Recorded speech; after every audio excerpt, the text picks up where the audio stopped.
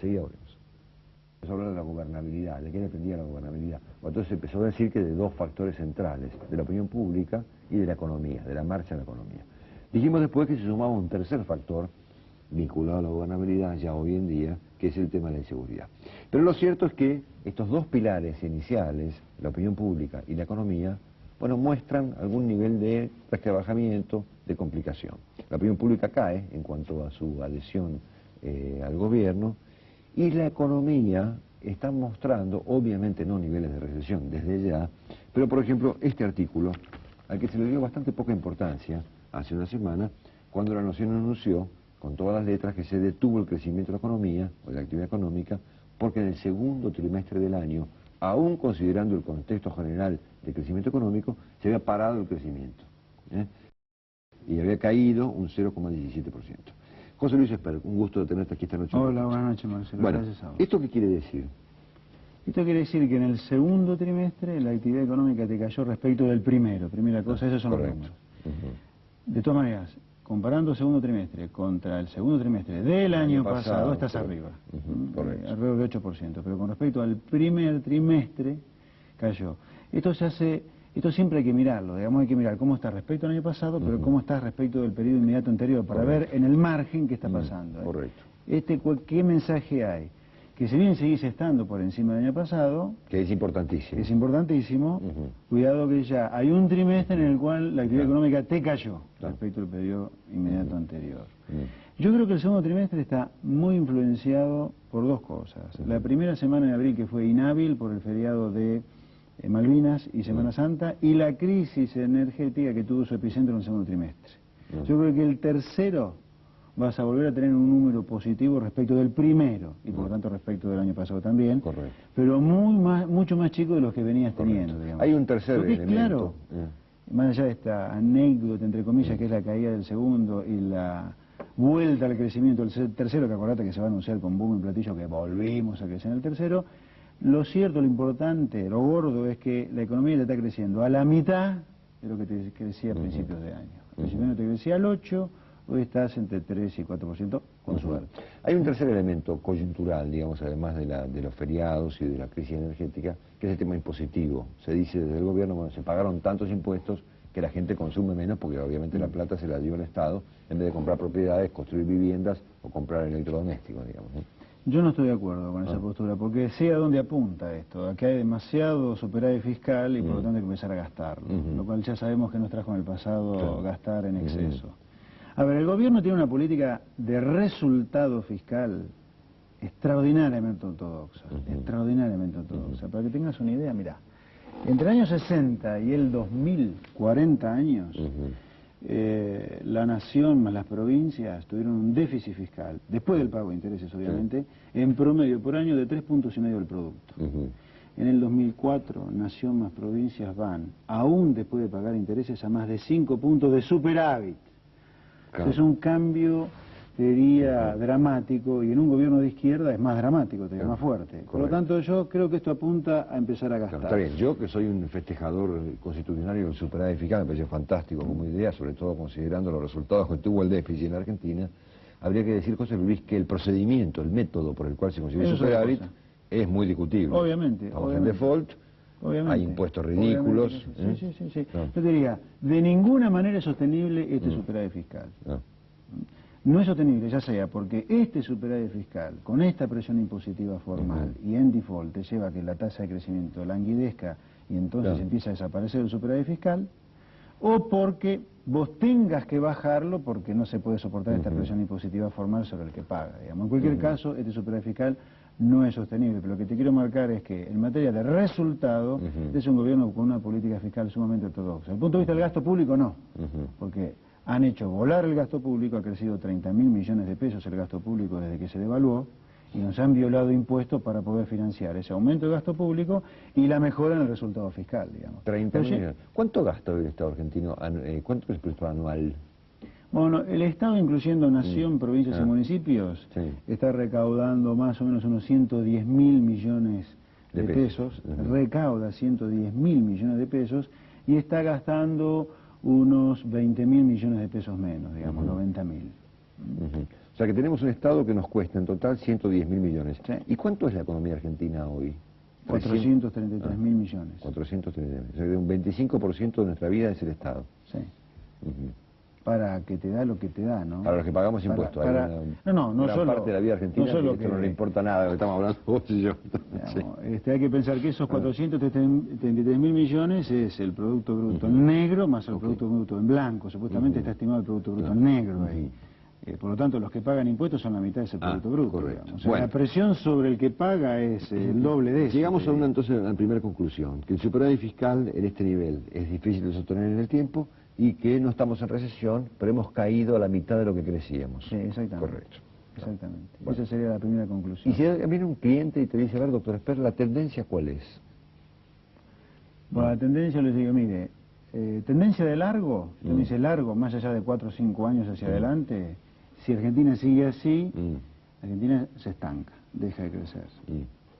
De todas maneras, también lo que le diría es, mire, cuidado, porque Argentina hace 30 años que se recupera 3 años y cae 3. O sea, hace 30 años que Argentina no crece. El Producto Bruto per cápita de Argentina hoy es el mismo que en el año 74.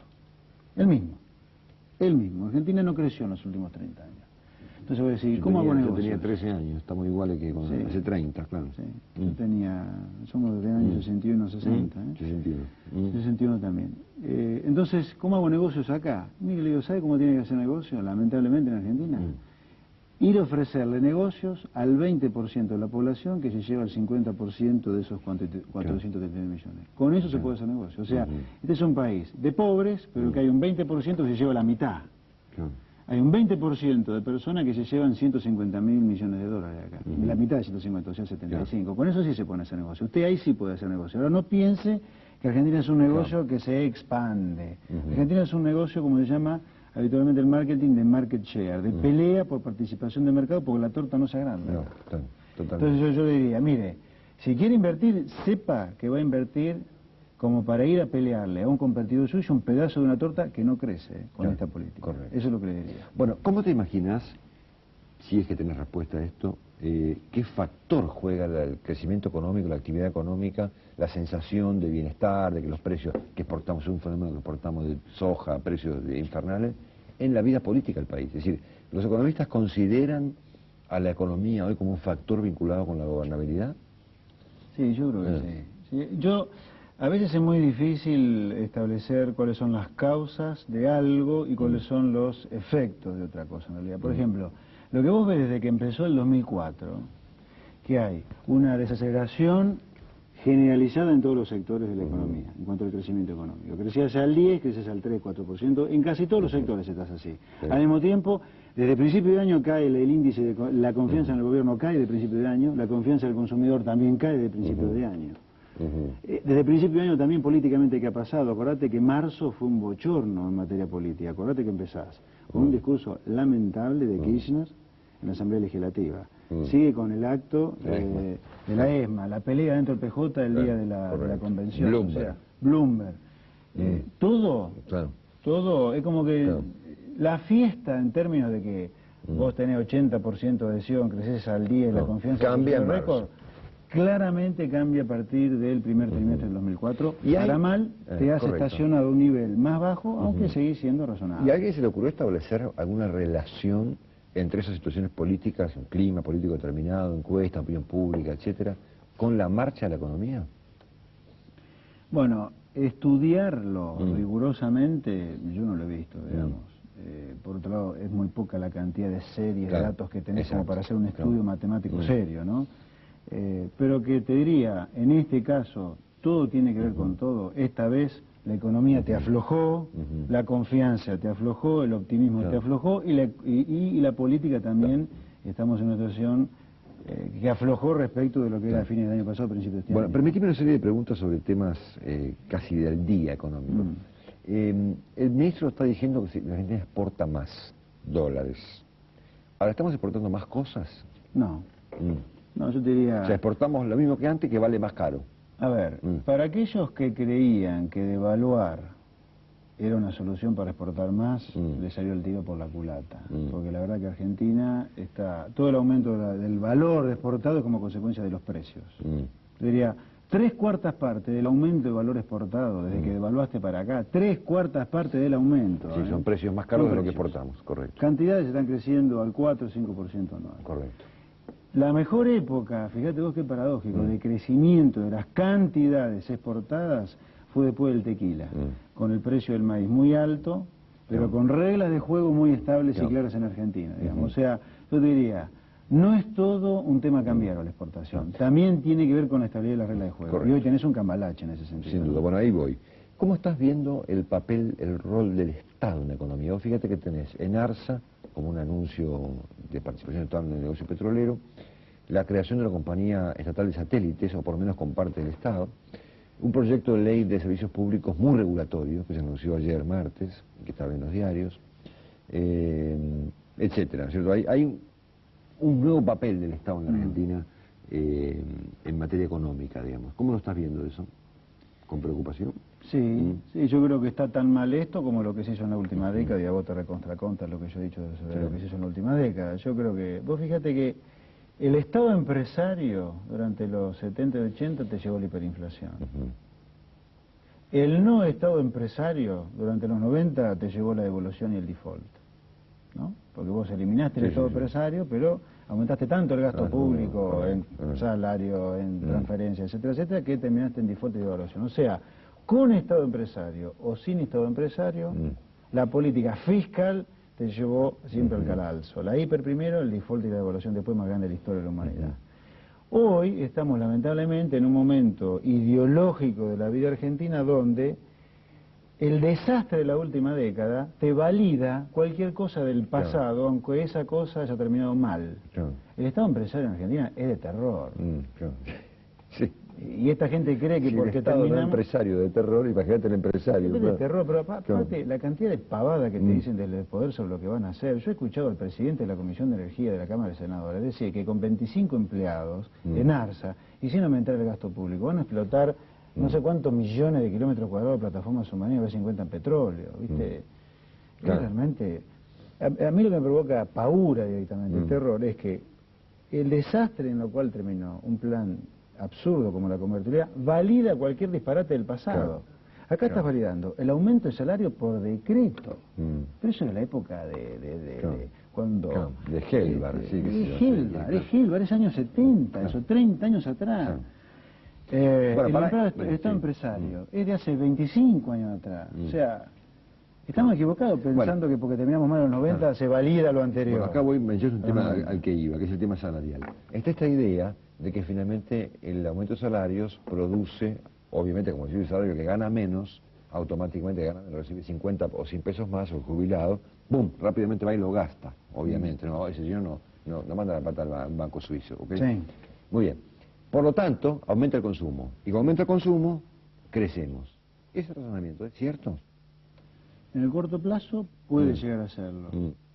Si a Kirchner lo que le preocupa son las elecciones de 2005, pero que dio el impuesto a todo empresario que encuentra en Argentina para subir salario. Ahora, la Argentina es algo más que las elecciones legislativas de septiembre de 2005. Creo, ¿no? Quisiera creer que es algo más que esa cosa tan chiquitita. En el mediano plazo, además, es absurdo. Es absurdo. Pero ¿cómo estamos? Porque además en el mediano, este aumento del consumo, por la redistribución del ingreso hacia gente que gasta mucho más que a aquellos a los cuales le sacás la plata de impuestazos, te juega contra la cantidad de reservas. En el mediano plazo, vos este aumento del gasto doméstico, como no tenés financiamiento de afuera, te juega contra la cantidad de reservas. Y la cantidad de reservas, guarda, es el blindaje de este gobierno. Correcto. Bueno, se aguarda con viene eso. ahora la discusión salarial, así medio corporativa, en este Consejo del Salario, integrado por la CGT, el gobierno y los empresarios. ¿Es un buen método ese o es un mal método? No, yo creo que es de terror. Yo creo que no es posible que en Argentina, porque haya fracasado un plan trucho como la convertibilidad con olor a liberal, se valide cualquier disparate del pasado, como el Estado empresario, como que las reglas de juego no son nada, como que hago alianza corporativa con un demagogo como Chávez, como fijo los salarios por decreto. ¿Pero qué es esto? Miremos lo que han hecho los países exitosos, Australia, Irlanda, Nueva Zelanda, Chile, no hacen estas barbaridades. Bueno, dos últimas consultas. Primero, ¿inversión hay? Sí. En construcción, con plata del colchón para construir casas, ahora parado, ahora se paró. Pero ha llegado a colocar a la inversión a niveles ligeramente por debajo de los más altos niveles que tuvo durante los 90. O sea, la inversión creció mucho. La discusión es en qué creció. Claro. Creció mucho en construcción para residencia, que ya está parando. Correcto, no en fábricas, digamos. No. Ok. Por último, ¿cómo estás observando esta cosa rara que hay ahora entre Roberto Labaña y el Fondo Monetario? Bueno, para poner un poco las cosas blancas sobre negro. Claro. Labaña no solo miente cuando habla del récord exportador, que en realidad es puro precio, sino que también miente cuando dice lo que dice sobre por qué se terminó el acuerdo con el fondo, acá por ahora. Labaña te dice que decidimos dejar nosotros el acuerdo con el fondo de lado porque no me aprobaban las metas para renegociar la deuda con los acreedores privados. Esto no es cierto. La verdad, ¿cuál es? Que vos habías incumplido un montón de metas de reforma estructural muy importantes, firmadas por vos hace un año, mostrado el acuerdo firmado hace un año como un acuerdo hecho a las medidas de las necesidades de Argentina, y Argentina no cumple esas metas, coparticipación federal, una verdadera responsabilidad fiscal, la renegociación de los contratos y la terminación de la compensación a los bancos. Esas 4 cosas las firmó este gobierno hace un año, mostró ese acuerdo como un acuerdo a las necesidades de Argentina. Hoy no cumple esas 4 cosas y le dice al fondo, no la vamos a cumplir. Y además dice que el gobierno le ha dicho casi al fondo que son genocidas esas condiciones. Fíjate que Bielsa habló de que, mire, el fondo nos pide poco, reformó la Constitución con la coparticipación, pero nosotros firmamos eso. Entonces el fondo, al ver que Argentina no cumple esas metas y dice que tampoco las va a cumplir, le dice, yo no tengo nada que hablar con vos. Entonces en realidad esto se rompe por las violaciones de Argentina sobre ciertas metas que además le dice al fondo que no las va a cumplir. Y dice alegremente que en enero vuelve con el fondo. ¿Vos qué pensás? ¿Que en el fondo, en enero el fondo te va a pedir algo distinto a aquello que vos dejaste incumplido hoy? No. Yo creo que el fondo va a volver con lo mismo o con más. Y yo no sé si va a renegociar por otro lado con éxito la deuda argentina. Argentina, vayamos a ponerlo claro, necesita para que sea definido como éxito la negociación de 80% de adhesión. Sin el fondo, yo creo que va a conseguir mucho menos del 80%. Bueno, o sea, no es fácil, quiero decir clarito, haberse ido así de la negociación con el fondo y encarar la negociación con los acreedores. Yo no conozco una negociación con acreedores de este tamaño que haya terminado con éxito sin el aval del fondo. Bueno, hemos puesto en consideración estos 2 factores tan trascendentes hoy en día, ¿no? La marcha de la economía y la opinión pública. Estamos complicados. José Luis, gracias. No, por nada. Buenas noches. Gracias a vos, Marcelo.